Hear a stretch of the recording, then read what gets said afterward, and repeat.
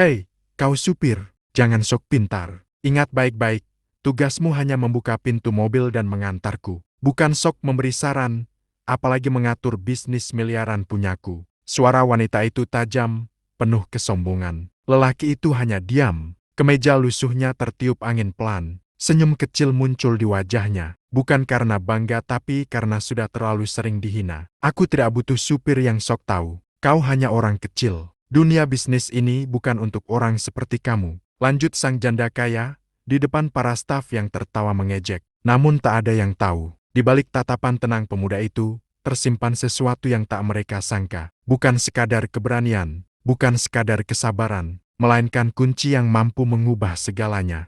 Di pagi buta, ketika sinar matahari baru menembus kabut tipis, sebuah mobil hitam mewah berhenti di depan gerbang rumah megah. Bergaya Eropa, di balik kemudi, duduk seorang pemuda sederhana bernama Arjuna, berusia 25 tahun, berpenampilan biasa, mengenakan kemeja putih polos dan celana hitam rapi. Namun sorot matanya menyimpan ketenangan dan kecerdasan yang tak terlihat oleh siapapun. Arjuna baru 3 bulan bekerja sebagai supir pribadi seorang janda kaya pemilik perusahaan fashion ternama bernama Adeline Mahendra. Wanita itu dikenal anggun, cantik, elegan, sekaligus angkuh dan keras kepala. Bisnisnya besar, rumahnya megah, tapi sikapnya dingin dan tak pernah menghargai orang kecil. Arjuna tidak banyak bicara. Ia tipe pemuda yang lebih suka mengamati, mendengar, dan berpikir.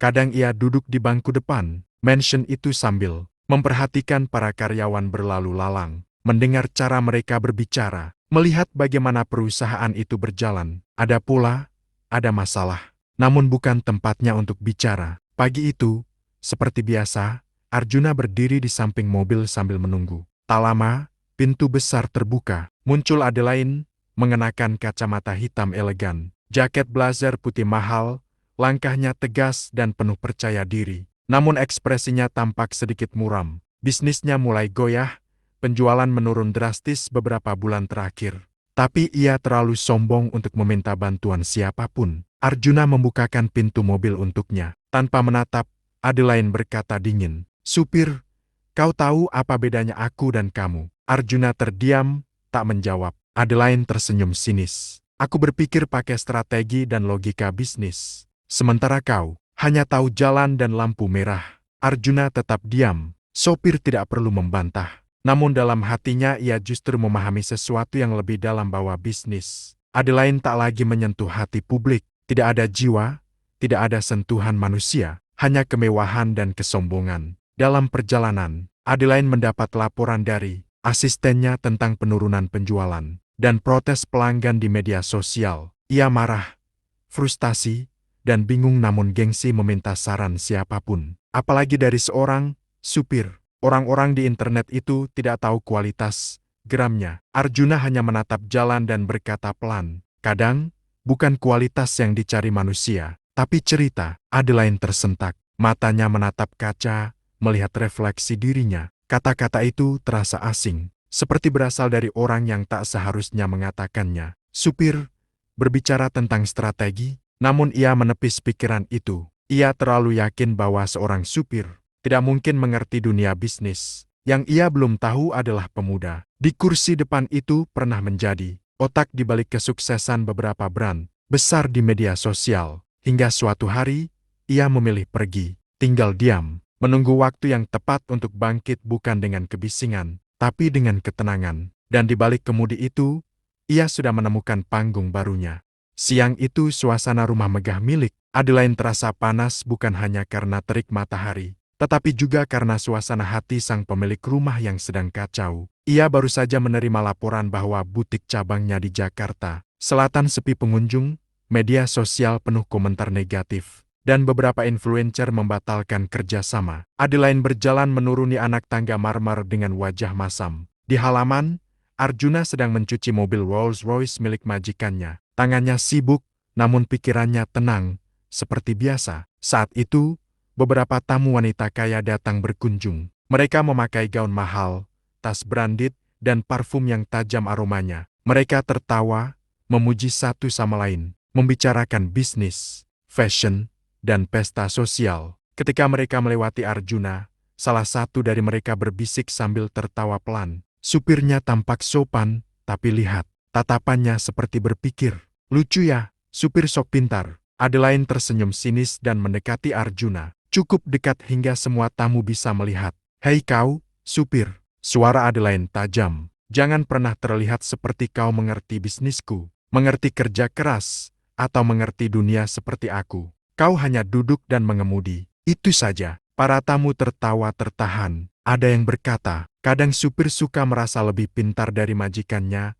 Mereka tertawa, seolah meremehkan martabat Arjuna. Namun pemuda itu tetap menunduk, tidak marah, tidak tersinggung. Ia hanya menjawab pelan dengan nada rendah hati. Saya hanya supir, Bu, tapi kadang supir pun bisa melihat apa yang tak terlihat oleh penumpangnya. Suasana tiba-tiba hening. Kata-kata itu sederhana, tapi menyentuh sesuatu yang tidak pernah ingin Adelaine akui. Bahwa mungkin ia telah buta oleh egonya sendiri. Namun bukannya sadar, Adelaine justru semakin dingin. Kau terlalu banyak bicara. Jangan sok tahu segalanya dalam bisnisku. Kau pikir strategi bisa dipahami hanya dengan melihat jalan? Arjuna tersenyum tipis. Kadang, jalan menuju kesuksesan juga punya marka. Hanya perlu membaca tanda-tandanya. Kali ini, tak ada tawa. Para tamu terdiam, menatap Arjuna dengan rasa heran. Kalimat itu bukan kalimat seorang supir biasa. Adelaine membalikkan badan. Berjalan pergi dengan wajah kaku bukan hanya marah,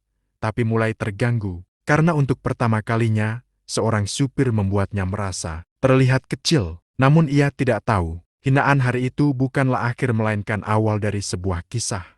Malam itu, rumah megah Adelaine tidak lagi terasa mewah.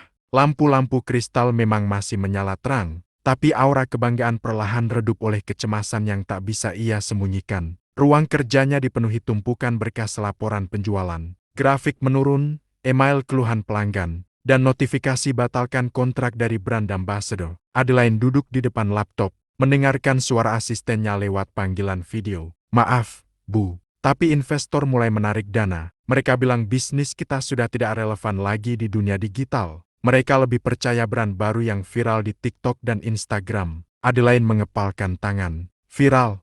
Bisnis bukan soal viral. Bisnis itu kualitas, reputasi, prestis. Asisten terdiam sejenak, lalu berkata pelan, tapi dunia sudah berubah.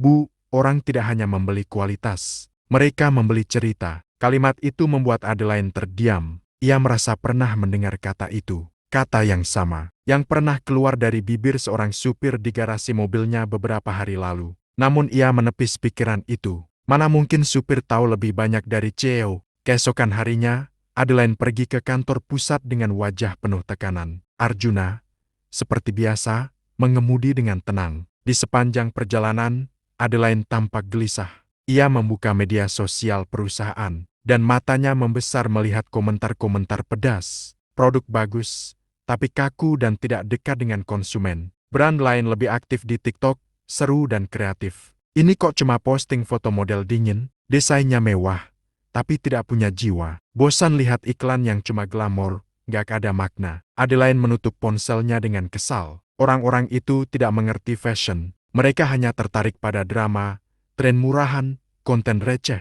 Arjuna hanya tersenyum kecil dari balik spion tengah. Saat mobil berhenti di lampu merah, ia berkata pelan, kadang, yang dianggap murahan itu justru yang menyentuh hati banyak orang, Bu. Adelaine menatapnya tajam. Supir tetaplah supir, urus saja kemudi. Jangan ajari aku tentang bisnis. Arjuna mengangguk. Baik, Bu. Namun dalam hati, ia tahu bukan bisnisnya yang bermasalah, tapi egonya. Sore itu, kantor pusat tampak tak biasa. Beberapa rak produk dikosongkan. Karyawan tampak gelisah. Ada bisik-bisik soal PHK massal. Ruang rapat penuh dengan wajah-wajah panik. Investor geleng kepala. Manajer marketing tak berani bicara. Brand yang dulunya gemerlap kini perlahan kehilangan sinarnya. Dan di pojok parkiran basement, seorang supir berdiri diam, sambil memperhatikan semuanya. Bukan dengan rasa kasihan, tapi dengan pandangan seorang ahli yang sedang membaca situasi. Pandangan yang menyimpan rencana.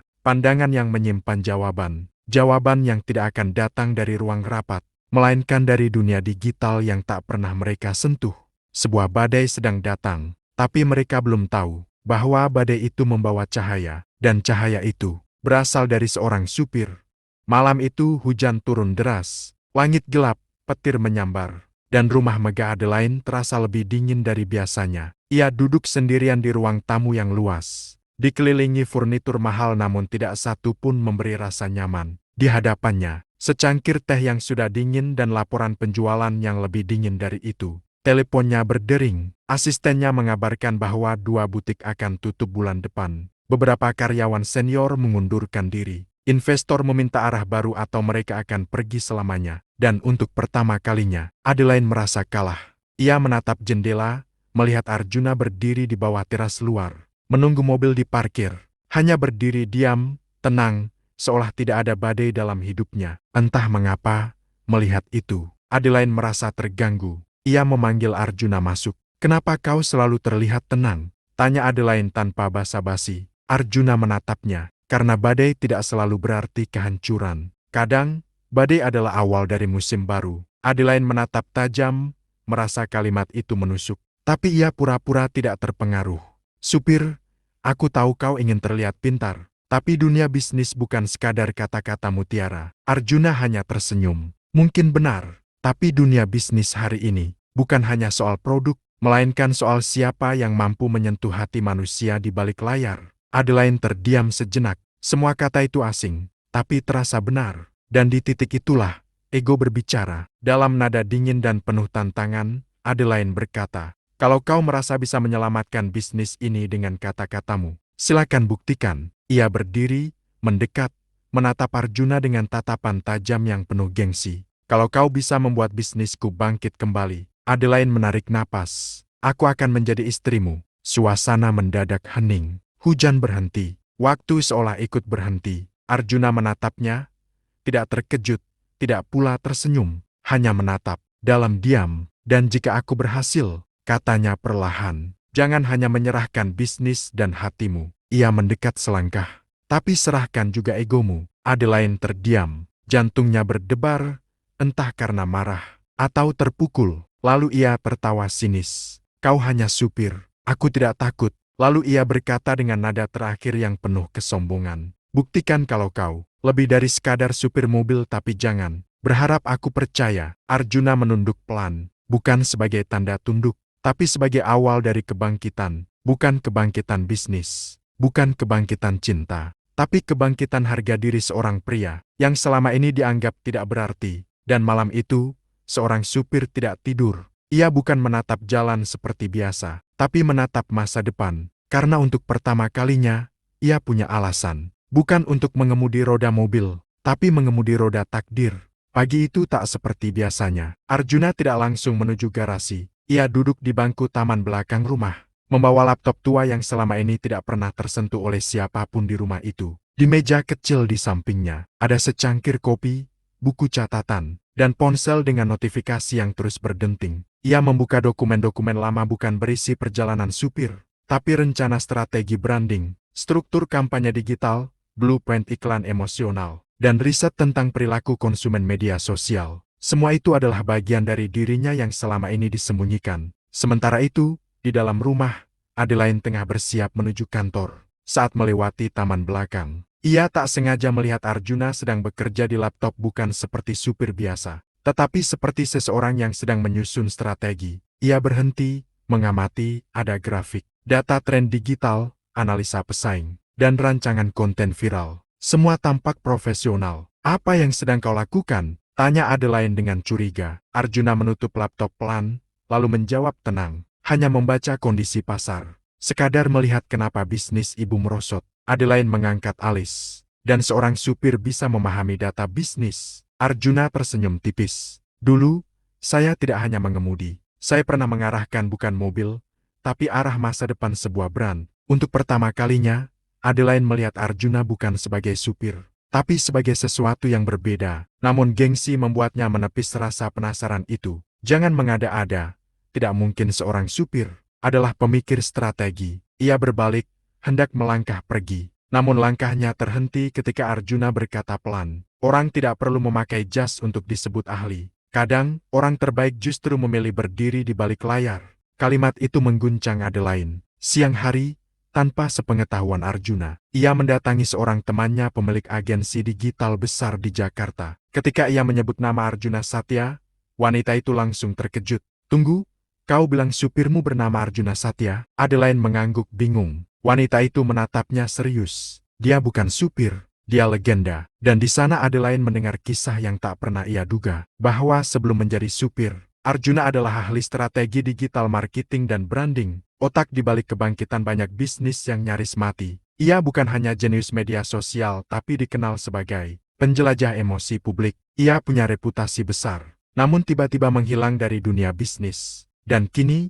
ia menjadi supirnya. Malamnya, sepulang dari kantor, Adelaine berjalan melewati taman. Ia berhenti di depan Arjuna, yang sedang duduk tenang seperti pagi tadi. Namun kini, ia menatapnya berbeda, tidak lagi dari atas, melainkan sejajar. "Kau, bukan hanya supir, kan?" Arjuna menatap bulan, tenang. "Saya hanya seseorang yang ingin melihat apakah manusia bisa lebih berharga daripada sekadar jabatan dan titel." Adelaine terdiam.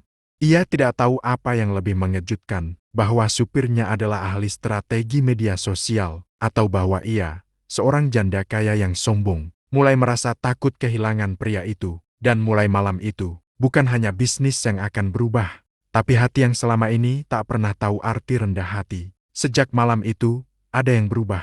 Untuk pertama kalinya, Adelaine tidak memanggil Arjuna hanya sebagai supir.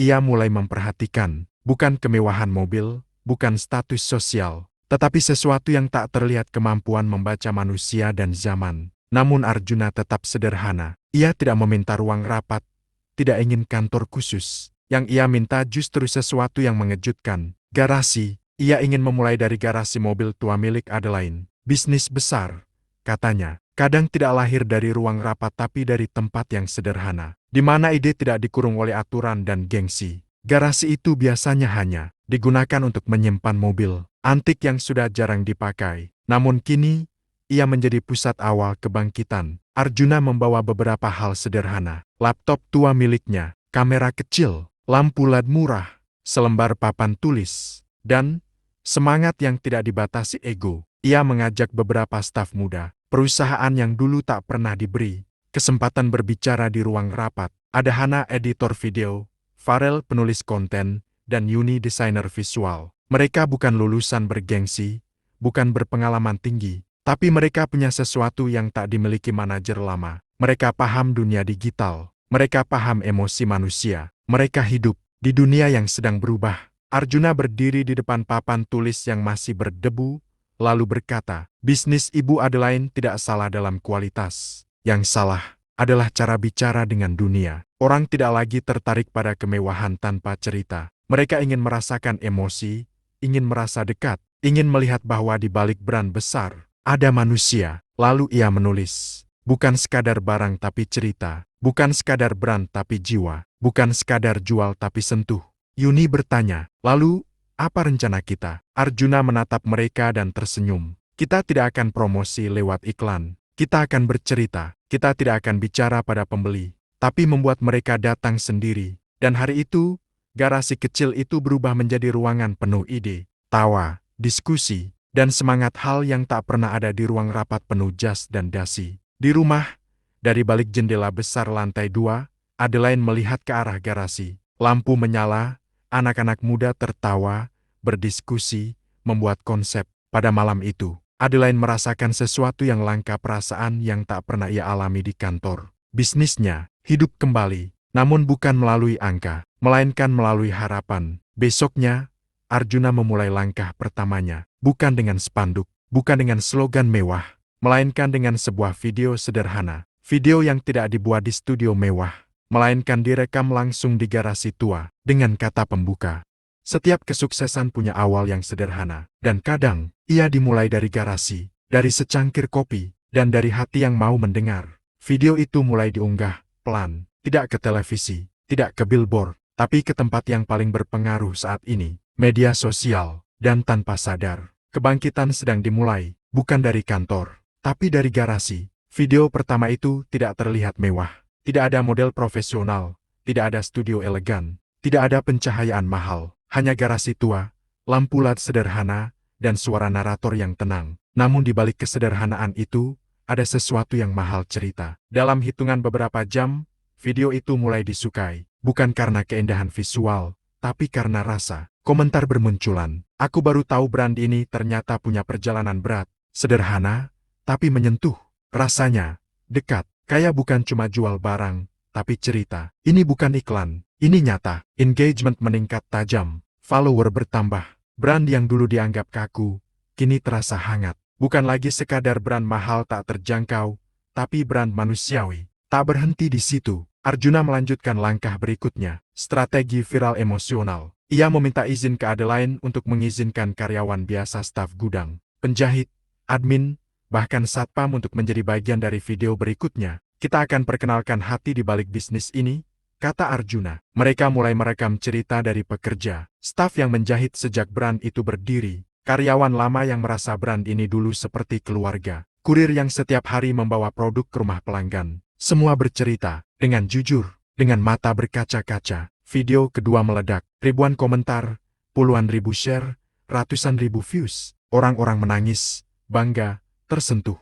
Brand itu tidak lagi dianggap dingin, tapi hangat, hidup, dan punya jiwa. Tagar. Cerita di balik benang viral di Instagram dan TikTok. Lalu muncul tagar baru. Brand yang punya hati. Influencer-influencer yang dulu menolak bekerja sama, kini justru menghubungi. Boleh nggak aku datang ke garasi itu? Aku ingin bantu share kisah mereka. Bukan lagi promosi berbayar, tapi dukungan dari hati. Dan satu malam, setelah melihat ledakan engagement dan penjualan yang naik 300% hanya dalam 10 hari, Adeline berdiri di depan garasi, melihat dari kejauhan. Ia tidak masuk, ia hanya melihat. Melihat bagaimana kebangkitan tidak dimulai dari uang, tetapi dari cerita. Melihat bagaimana seorang supir membuat loyalitas tanpa iklan. Dan entah mengapa, matanya terasa hangat. Bukan karena bisnis membaik, tapi karena ia baru menyadari, bisnis tidak mati. Yang mati adalah hati pemiliknya. Hari itu, untuk pertama kalinya, Adeline mengetuk pintu garasi. Semua orang terdiam. Arjuna memandang perlahan. Bolehkah aku ikut masuk? Tanya Adeline. Bukan sebagai CEO, bukan sebagai pemilik, tapi sebagai seseorang yang ingin belajar. Arjuna tersenyum.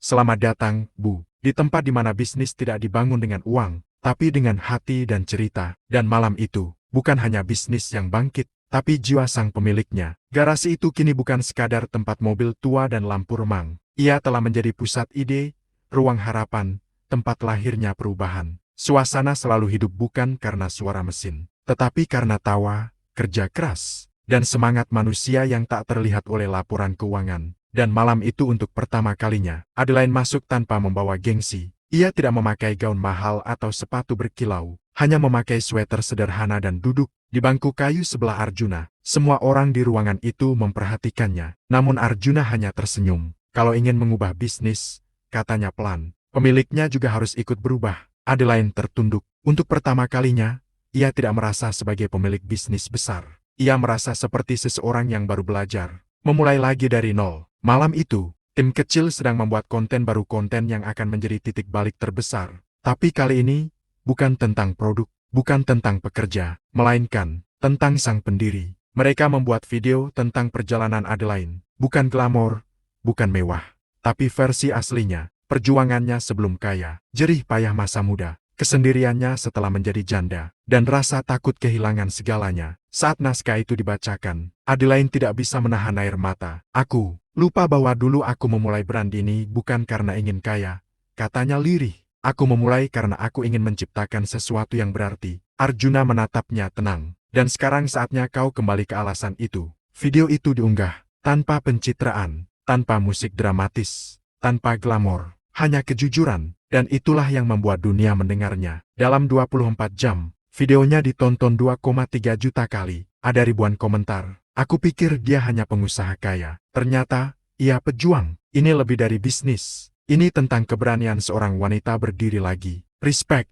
Inilah arti bisnis yang punya jiwa. Dan untuk pertama kalinya sejak lama, nama Adeline bukan lagi sekadar simbol status, melainkan simbol kekuatan hati. Malam itu, Adeline duduk sendirian di taman. Tanpa perhiasan, tanpa asistennya, tanpa topeng kesombongan. Arjuna datang, membawa 2 cangkir teh hangat. Ia tidak bicara, tidak memberi ceramah, hanya duduk, karena kadang, yang dibutuhkan seseorang bukanlah nasihat, melainkan kehadiran. Sampai akhirnya Adelaide membuka suara. Aku selalu merasa aku sudah menang melawan hidup. Tapi ternyata, aku tidak pernah benar-benar hidup. Ia menoleh ke Arjuna. Kau tahu, mengapa konten kita viral? Bukan karena merek, bukan karena strategi, melainkan karena ia menyentuh hati. Arjuna tersenyum tipis. Karena hati tidak bisa dibeli oleh uang, tapi bisa dimenangkan oleh kejujuran. Adelaide menatapnya lama. Matanya tidak lagi menilai, melainkan mengagumi.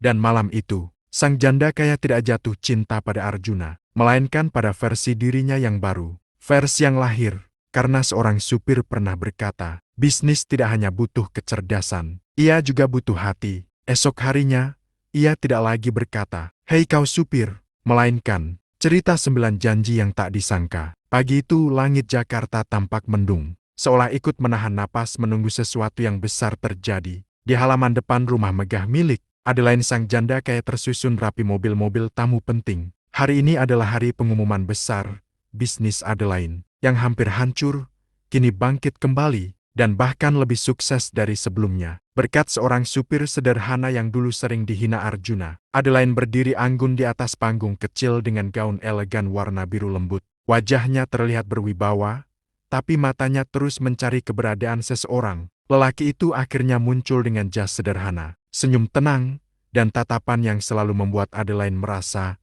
aman. Para tamu bertepuk tangan, investor, media, dan karyawan memuji. Keberhasilan luar biasa Arjuna, membangkitkan perusahaan hanya dalam beberapa bulan. Strategi digital, pemasaran sosial media, hingga citra baru perusahaan, semua idenya. Kejutan terbesar, seluruh produk Adelaide kini viral, diburu influencer, dan menjadi tren nasional. Adelaide maju ke depan, butuh waktu lama sebelum ia sanggup bicara. Arjuna, suaranya sedikit bergetar, kau datang padaku sebagai supir. Aku menghina, merendahkan, bahkan menertawakanmu. Tapi kau justru yang mengajarkan arti percaya, arti bangkit, dan arti melihat lebih dari sekadar harta. Arjuna hanya menatapnya tenang. Saya hanya melakukan apa yang saya bisa. Karena mungkin, saya bukan siapa-siapa. Tapi saya ingin melihat seseorang kembali percaya pada mimpinya. Ruangan hening, Adelaide menarik napas. Kini, bukan lagi wanita arogan yang bicara, tapi seorang wanita yang hatinya luluh. Dulu aku bilang, kalau kau bisa membangkitkan bisnisku, aku akan menjadi istrimu. Semua orang terkejut, beberapa menahan napas, beberapa justru tersenyum mengetahui akhir yang akan datang. Adelaide menatap Arjuna dalam-dalam. Tapi janji itu kini terlalu kecil dibanding apa yang kau berikan. Karena kau bukan hanya menyelamatkan bisnisku, kau menyembuhkan kesombongan, kesepian, dan hatiku yang hancur. Arjuna terdiam, hanya senyum lembut yang muncul di wajahnya. Adelaide melangkah mendekat, menahan air mata. Jadi hari ini, bukan aku yang menawarimu janji, tapi aku yang bertanya. Suara Adelaide melembut di hadapan semua tamu. Maukah, bukan hanya menjadi penyelamat bisnisku, tapi juga seseorang yang menuntunku sebagai pasangan hidupku. Hening berubah menjadi tepuk tangan riuh. Mata Arjuna sedikit berkaca-kaca. Ia tidak menjawab dengan kata-kata. Ia hanya mengangguk pelan. Adelaide tersenyum. Arjuna mendekat dan berbisik, aku hanya supir sederhana. Tapi hari ini aku datang bukan untuk mengantar, tapi untuk tinggal. Dan di bawah langit mendung yang akhirnya cerah. Janji yang dulu hanya dianggap candaan, berubah menjadi nyata. Akhir pun bukan sekadar akhir, tapi awal dari kisah baru, kisah seorang supir sederhana dan janda kaya yang menemukan arti cinta, kepercayaan, dan kerendahan hati dalam perjalanan hidup mereka.